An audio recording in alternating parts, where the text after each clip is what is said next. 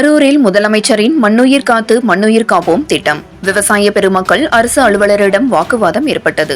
விவசாயிகளுக்கு பசுந்தாளுர விதைகளை முதலமைச்சர் மு.க.ஸ்டாலின் நேற்று வழங்கி திட்டத்தினை தொடங்கி வைத்தார். கரூர் மாவட்டம் மாயனூர் சமுதாய கூட மண்டபத்தில் முதலமைச்சரின் மண்ணுயிர் காத்து மண்ணுயிர் காப்போம் திட்டம் நிகழ்ச்சி நடைபெற்றது. கிருஷ்ணராயபுரம் சட்டமன்ற தொகுதி சார்பில் தமிழ்நாடு அரசு வேளாண்மை துறை சார்பில் முதலமைச்சரின் மண்ணுயிர் காத்து மண்ணுயிர் காப்போம் திட்டம் கிருஷ்ணராயபுரம் சட்டமன்ற உறுப்பினர் சிவகாமி சுந்தரி துவக்கி வைத்தார். சாகுபடி செய்வதாலும் மண்ணிலிருந்து சத்துக்களை அதிகம் உறிஞ்சும் பயிர்களை சாகுபடி செய்வதாலும் மண்ணின் வளம் குறைந்து கொண்டே வருகிறது. இது தவிர உற்பத்தி அதிகரிப்பிற்கென அதிக அளவில் ரசாயன உரங்கள், களைக்கொல்லிகள், பூச்சிக்கொல்லிகள் போன்றவற்றை பயன்படுத்துவதால் மண்ணில் உள்ள நுண்ணுயிரிகளின் எண்ணிக்கை குறைந்து மண் வளமும் நலமும் குன்றியுள்ளன. எனவே மண்வளத்தை பேணிக்காக்கவும் மக்கள் நலன் காக்கும் விதமான உயிர்ம வேளாண்மை போன்ற அனைத்து வேளாண் செய்முறைகளையும் ஊக்கப்படுத்திடவும் 2024-25 ஆண்டில் 206 கோடி ரூபாயில் 22 இடங்களுடன் முதலமைச்சரின் மண்ணுயிர் காத்து மண்ணுயிர் காப்போம் திட்டம் என்ற புதிய திட்டம் செயல்படுத்தப்படும் என்று அறிவிக்கப்பட்டது.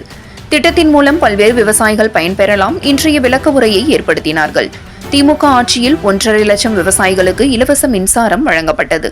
50% மானிய விலையில் விதைகள் வழங்கப்பட்டு வருகிறது. திட்டத்தின் மூலம் ஆன்லைன் மூலமாக பயன்பெறலாம். அரிய வகை திட்டத்தை அனைவரும் பயன்படுத்த வேண்டும் என்று கேட்டுக்கொள்கிறேன் என்று சட்டமன்ற உறுப்பினர் சிவகாமி சுந்தரி பேசினார்.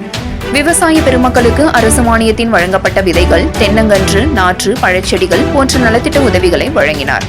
அப்பொழுது விவசாயிகளுக்கு முன்னுரிமை வழங்க வேண்டும். கடவூர், கிருஷ்ணராயபுரம், தாந்தோணி வட்டங்கள் பகுதியைச் சேர்ந்த விவசாயிகளுக்கு எந்த ஒரு அழைப்பையும் தெரிவிக்காமல் இந்த நிகழ்ச்சி நடத்தி வருகின்றனர்.